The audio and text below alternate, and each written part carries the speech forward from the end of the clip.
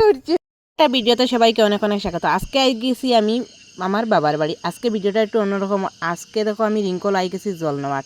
আইলাম তো মা এখন একটু জলের শর্ট আছে, কারেন্ট নাই আর সাপ্লাইও আইছে না।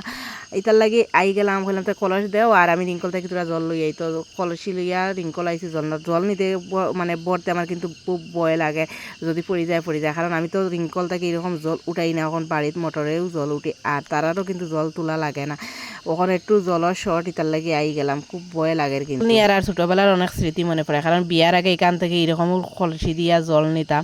তখন তো আর মোটরও আসলো না আর বাড়িতে এরকম সাপ্লাইয়া জল দিত না, কত জল যে বোয়া লাগতো। আর ওখানে এক কলসি জল নিতে আমি মানে কত পরিশ্রম আর যে টিল্লা, আর আগে তো কত জল নিছি। আগে ছোটবেলা স্কুল থেকে আইয়া প্রত্যেকদিন কাঁচা আম ভর্তা খাইতাম, আর তারা এখন কাঁচা আম খায়। আম দিয়ার লবণ দি কি স্বাদ। এখন আমরা মাসি বইনপু একটু বেড়ু দিয়ার অনেকদিন পরে পাইছি, খুব আদর করতে ইচ্ছা করে তাই।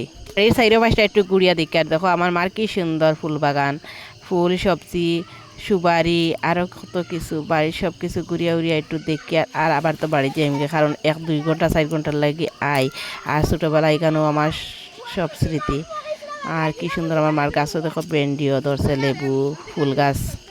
আজকের ভিডিওটা কেমন লাগলো অবশ্যই কমেন্ট করিও। আর ওই দেখো কত পাট শাক, আমরা তো নালি শাক কই, খুব প্রিয় খাই। ভিডিওটা দেখার লাগে অসংখ্য ধন্যবাদ। আর যারা ফলো করছো না একটু ফলো করিয়া দিও প্লিজ। Tata, good bye.